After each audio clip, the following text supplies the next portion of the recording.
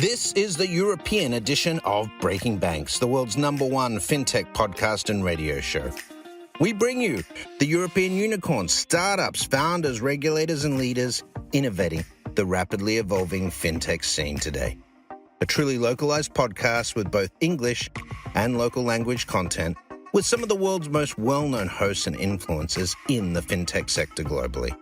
Join us every week as we explore what makes the European Union a phenomenal proving ground for many of the fastest growing fintech players in the world today. Okay, let's roll.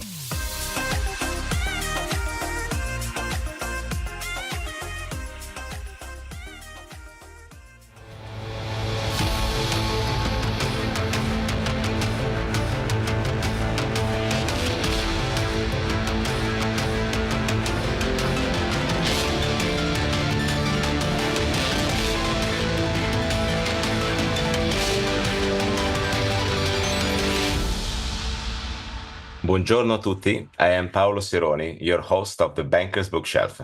Every month, I invite authors and researchers of the most interesting books and studies which are finding a prominent space in the library of curious bankers and fintech entrepreneurs. And today, we have the privilege to talk to Richard Turrin, author of interesting fintech literature.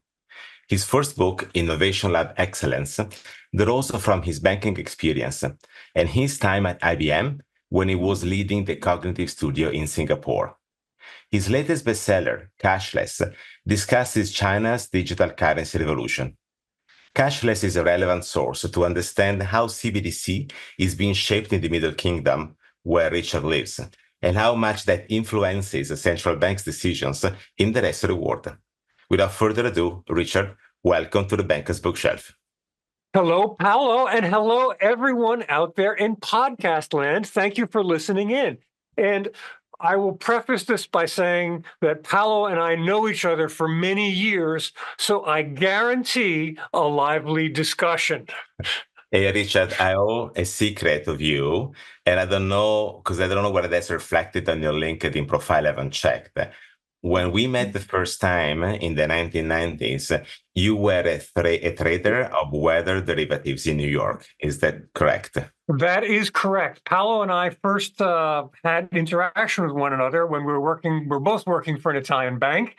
And I was bringing weather derivatives to the bank. And so that was where we first met.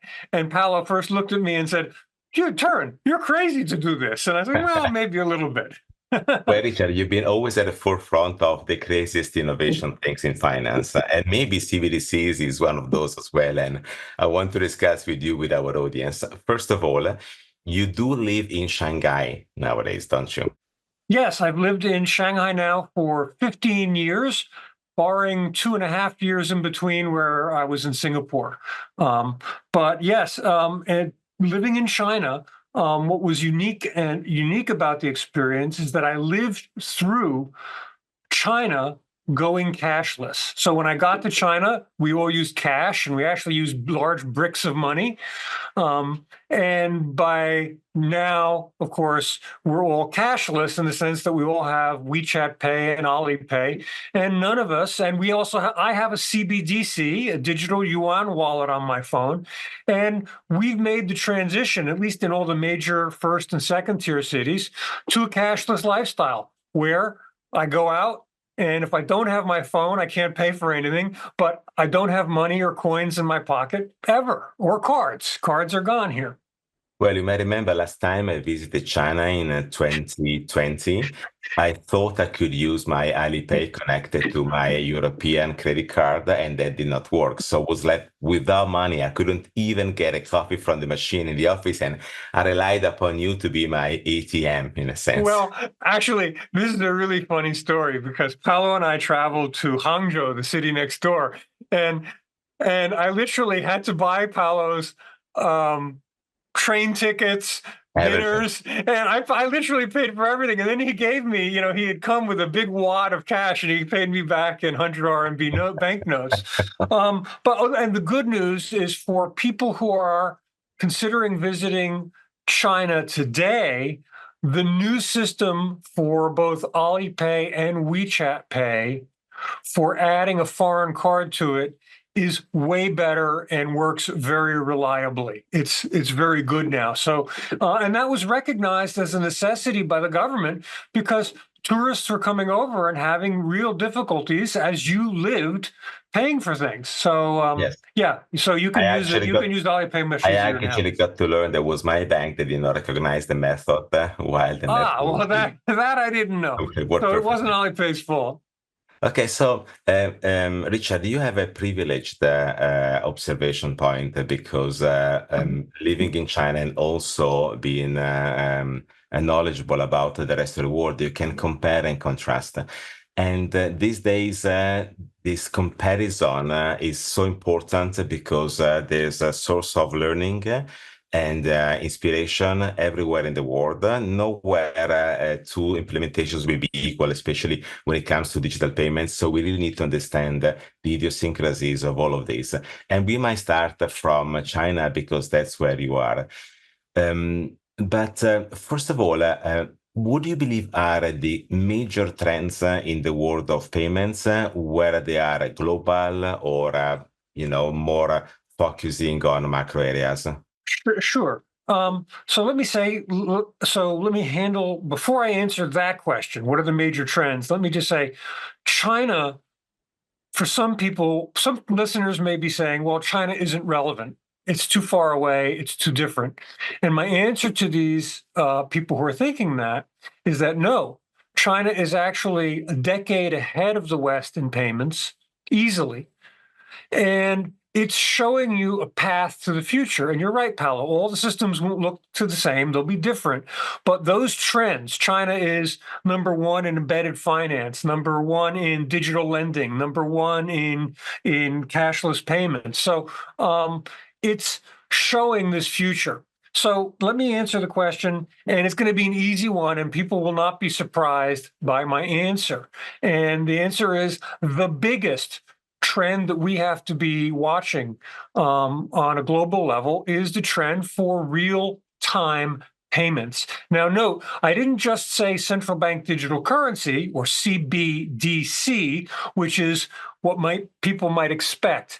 I love all real-time payment. I happen to think CBDC is the future. I'll leave that for later. But if you have a UPI style system, which is an A to A or account to account style system for UPI, which is the same or similar in nature to Brazil's Pix, which is also A to A, account to account. These are great systems and are fundamentally changing our world. So the expectation for immediate personalized payment is something that is unstoppable. And we are going to get, in the West, real-time payments similar in nature to what we see with WeChat. We've even heard Elon Musk talk about, hey, X, we need to get the payment side, and he's registering. He's registering in all 50 states in the United States to get X as an authorized payment provider. So this trend for real-time payments isn't going away, and it has huge implications for cards and banks' profits for card-based payments, because banks, frankly, make a lot of money on interchange fees. Okay. So how does a CBDC differ from using PayPal or Alipay for instant payments? Sure. The thing that people have to understand most, and I'm talking to, we have a bunch of bankers who are listening in. CBDC does something that only cryptocurrency has done before, and that is to disintermediate the banking system to a degree. Now, I say that I qualify it. So let me explain. Paolo, by 2028 or so, when I have a digital euro in my digital euro wallet, and I pay you, or you repay me for buying you dinner in Hangzhou, right? So what'll happen is you will pass digital euro directly from your wallet to my wallet, and there will be no intermediary. There will be no bank standing in between us.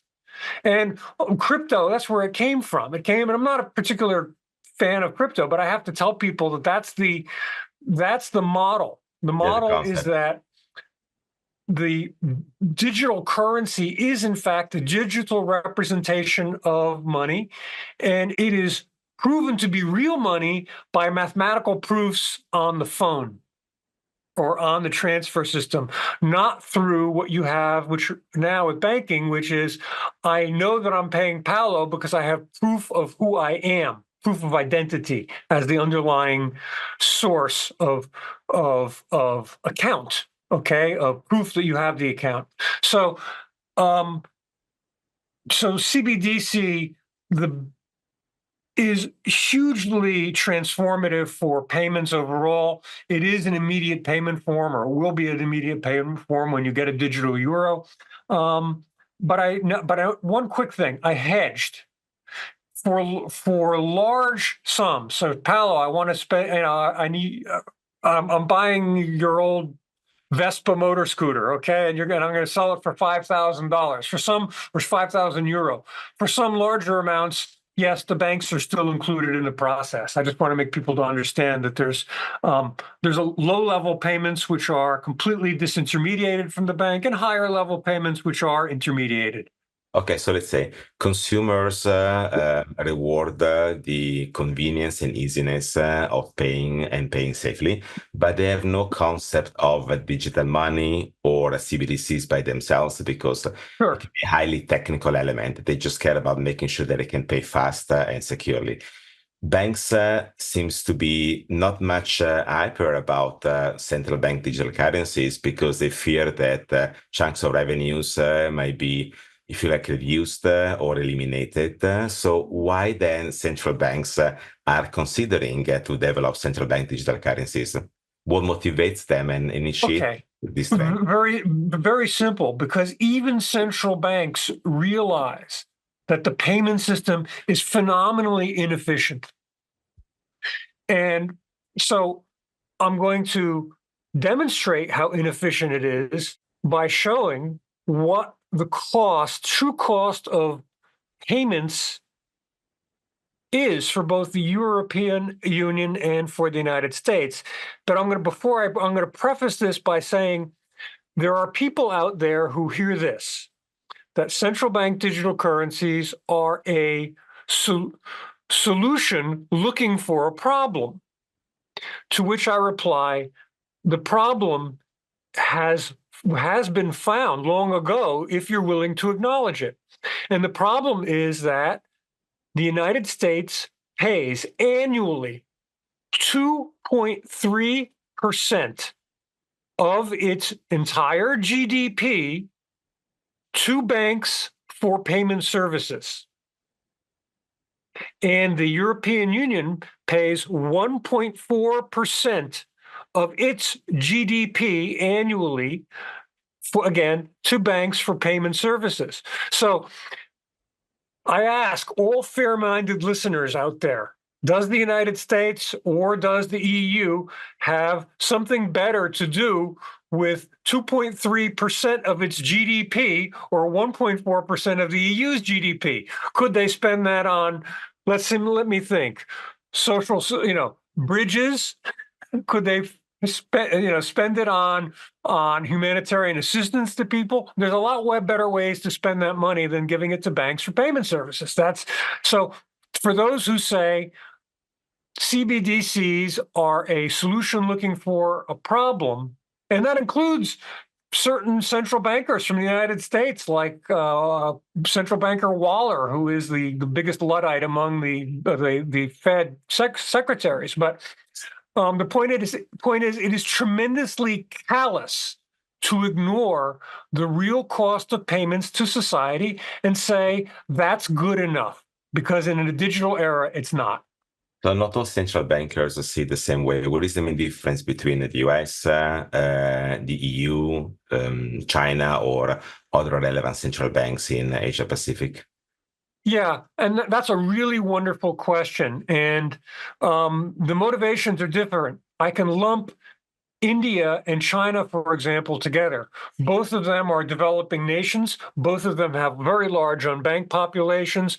Both of them see central bank digital currency as a means of financial inclusion. And, so even, I have to refresh the numbers, but even with the tremendous amount of financial inclusion brought by Alipay and WeChat Pay, China still has the largest number of unbanked people on the planet. All right. So it's a big number. I don't remember. It was around 10% of the population, 140 million, roughly. So that's China, that's India. Both of them see the obvious advantage. But now we go to the EU. And one of the things that should stick out in bankers' minds, if you're a European banker, is that 60+% of European payments are all handled by American-controlled payment systems, which are predominantly Visa and MasterCard. So there is no European native cash transfer system. So what you see is the ECB repeating over and over again. Very interesting to watch. People seem to it doesn't seem to make the news, but it should. When the ECB says we need our own cash transfer system or digital payment transfer system so that we cannot be shut down. We cannot be sanctioned. We cannot have our payments disrupted. And, this is a fallout of the massive sanctioning events on Russia because of the war and because of sanctions imposed across the planet right now. Okay, so without taking anybody's side, if I say central banks, credit card companies, and the consumers, can we identify the pros and cons for each of these four actors in the world of payment? So we start again from consumers. So what are the pros and what are the cons? Very simple. For consumer, you have access to a safe, secure payment means that hopefully will allow you to make cheaper payments because you will be paying vendors. Now, it depends, of course, by country whether this is available, but a vendor could very well decide to discount your payment by a couple of percent, which is equal to their merchant fee for using a card. So you've got basically access to a immediate means of payment that should long-term drive prices down because merchants don't have to always collect the extra money for merchant fees. The payments are disintermediated, meaning that there's no necessary for a bank. I can pay you anytime, 24/7, no problem. And I can do it for free or near free. And of course, the other thing is people will be able to make digital payments offline, with the meaning that they will be able to pay digitally without having a cell phone signal, which are the potential threats that needs to be considered also by regulators to make sure that there's no different abuse or lack of protection of consumers? For an offline payment, it turns out, offline payments are offline digital payments using CBDCs are limited. In other words, you're not going to make a very large payment, but if you make a several $100 payment with an offline CBDC, no problem. And the security is actually quite good. So, of course, offline payment, we're worried about what's called double spend of money, where fake banknotes are spent twice. And that's with the new systems, highly unlikely. Or some consumers are concerned about their privacy. Okay, so privacy is a very interesting discussion. And I think that there's two issues with privacy. First of all, people don't understand how little privacy you have now. And I will state up front that the digital euro, the digital RMB, and the digital rupee that are in India, and the digital real in Brazil, all of them will have higher degrees of privacy than the credit cards and plastic debit cards that you are currently using. You will have a higher standard of privacy, without question. So first, if you've heard that a central bank digital currency will allow the government to spy on you, I study the design of these. I work with people who work on the designs. Nobody wants to spy on you. And the fundamental design for central bank digital currencies comes out of the crypto space and uses many of the same techniques to ensure a high degree of anonymity, subject, of course, to government's desire to know what you spent. So the government doesn't care if you spend $5, $10, $100, $200 on something. They do care if you start spending $5,000 on something.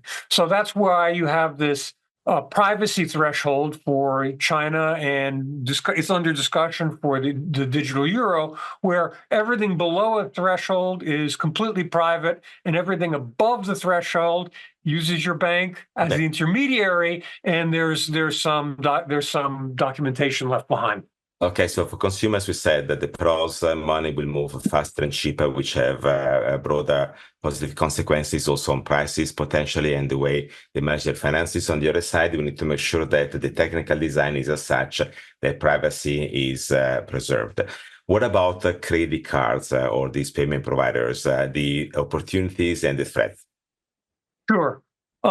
We have a good model for that already in China, where WeChat Pay and Alipay severely disrupted the payment system. But guess what? There are still cards.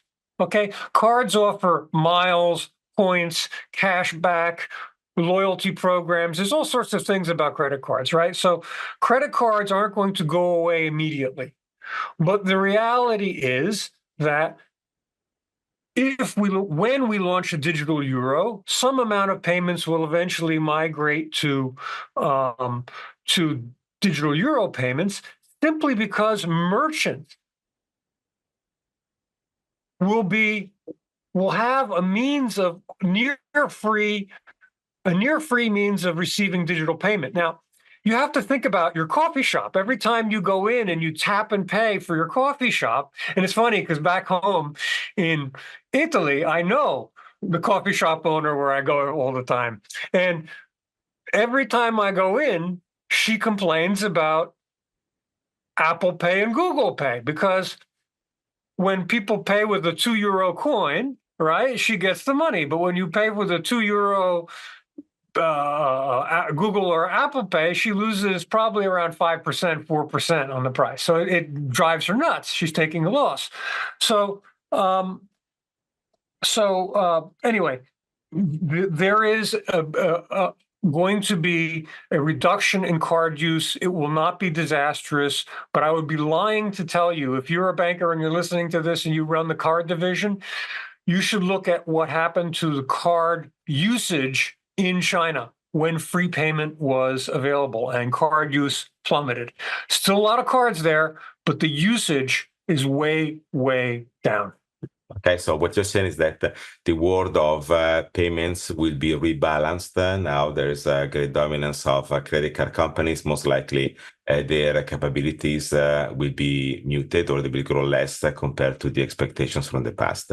What about the banks now? So we say consumer credit cards and banks. Banks operate at different levels for the consumers as well as for the corporate clients. The opportunities and the threats for the banking system. So the good news for the banking system is, of course, that central bank digital currency, first of all, will not destabilize or break the bank. Okay, so there's been a lot of what I would call bank propaganda about how CBDC will destroy the banks, how their capitalization will be undermined. And, you know, the ECB is doing everything in its power, just as the People's Bank of China did, which was to design a central bank digital currency that doesn't break things. No central bank wants to break their banking system. So, number one, central bank digital currency will not destabilize your bank. It will not cause it to fail. The bad thing, and I think we addressed this, I will say briefly, is that yes, payment system revenue, particularly that tied to interchange fees from debit and credit cards, will be reduced, just flat out. On the positive side, we have to look at commercial payments. And we're still working in a SWIFT-based world where commercial payments take days, where commercial payments go through correspondent banks across borders. And we're looking at, even if we're in a domestic world, we look at a world now where CBDC payments are immediate, by the second. And for settlement of securities on securities markets, this is fantastic. So there's a lot of good that will happen for banks because of CBDC on the commercial side of the business that will certainly offset any of the losses from cards on the personal side of the business. So I find this very interesting. A banker once told me that frictions are good because you can put prices on top of those. And now in this case, you're saying that, yes, the margins will be squeezed because CBDCs will operate at a lower cost compared to the existing payment rails. But at the same time, there's a lot of complexity in existing payment rails, operational risk, and keeping everything in balance will be complex, almost like the system will be reduced in complexity to get to a better state for the banks to manage it all. And then last but not least, the pros and cons for central banks, because they also have to carefully craft the creation of a digital currency in a world where they have to balance their act across regulators, governments, and overall society. Yeah, there's people ask me, well, how come the digital RMB or the digital yuan in China is still in trial phase, and why hasn't it launched yet? Because it's been in trial now for, I guess, 2.5, 3 years. I far enough. When I launched my book is when the trial began. So it was 2021. And the answer is because central bankers are terrified to get it wrong. So there's real risk for them on this. But on the positive side, they see, and I think, and I would give special credit to the European Central Bank for this, and also to the Bank for International Settlements for helping drive a lot of this innovation. They see that eliminating these high margins, eliminating the timing, eliminating the complicated correspondent bank network. They see that there's real advantages to doing that, and that's the financial system of the future. So their risk is they get it wrong and something really goes badly with the central bank digital currency. We certainly know enough about these systems that we run Visa, we run MasterCard, WeChat Pay, Alipay. We run plenty of high volume systems. We run commercial RTGS systems, and retail. So there is a risk that they get something wrong. I think that risk is perfectly acceptable because of their experience running, especially the wholesale RTGS systems that are the norm now for interbank clearing. But beyond that, the benefits to restructuring, innovating, and freeing our overall economies. Ready? I'm going to go back to it from this horrendous weight that we have on our shoulders of GDP scale payments or GDP-sized charges for payments.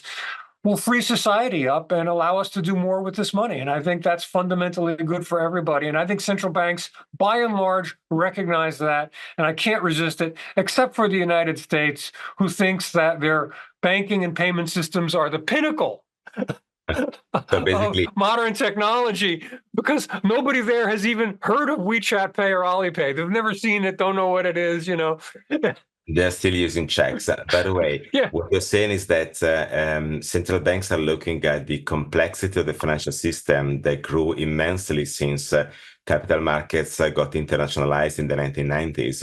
And therefore, the simplification of the way they operate at the lower level might be beneficial in terms of managing for financial stability. At the same time, they need to be very, very cautious the way they design it, because they want to create a central point of failure. And that is the reason why there's a lot of discussion, a lot of experimentation going on these days, which takes all central bankers very, very busy to make sure that they do it in the best of ways.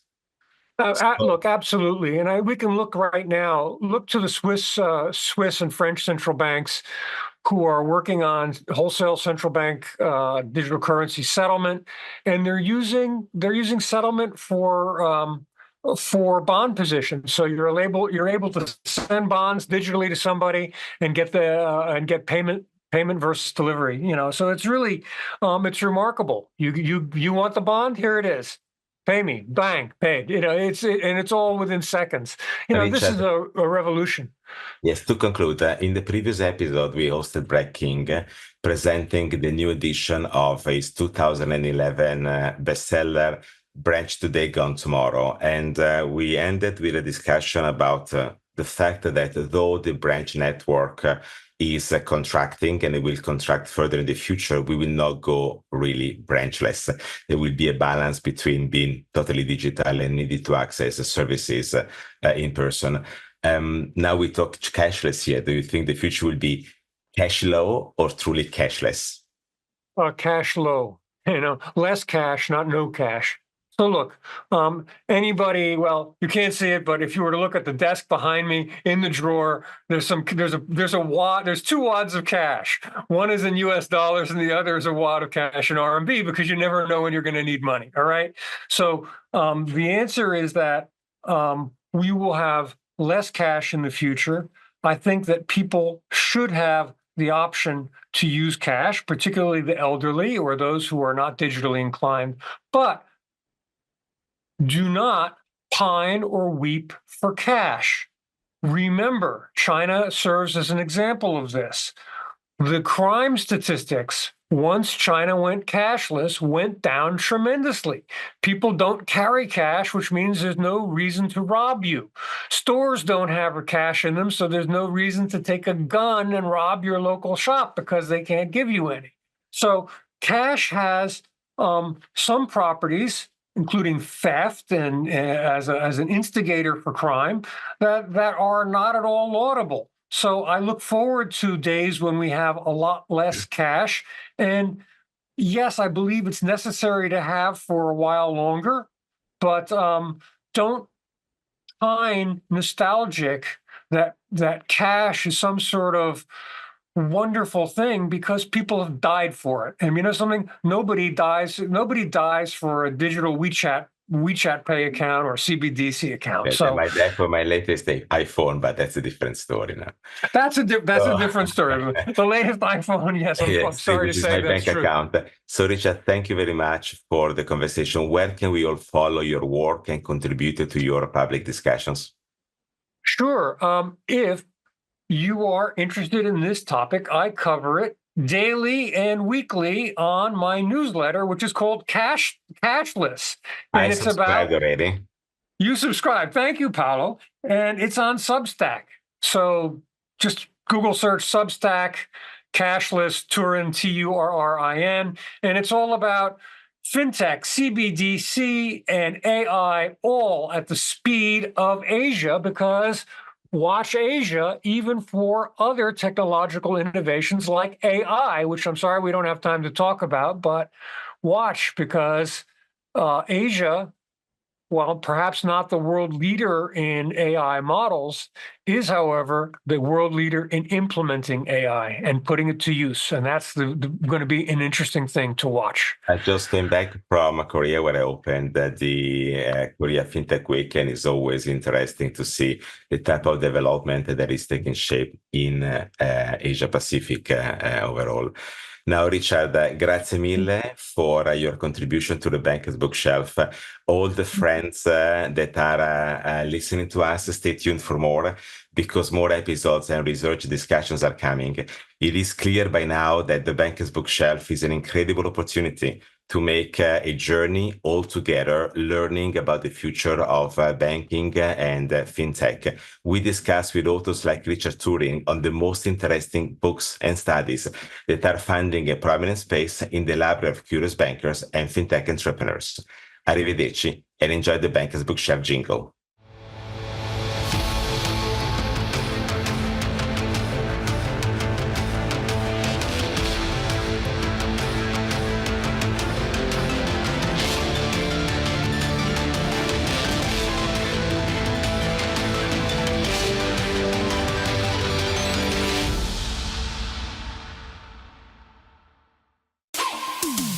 Thanks for listening to Breaking Banks Europe, a Provoke Media podcast in cooperation with Fintech Stage. Don't forget to tweet us out, shout out, or post to the team at Breaking Banks EU on Twitter. If there's something or someone you'd like to hear on our cast, let us know. See you next week on Breaking Banks Europe.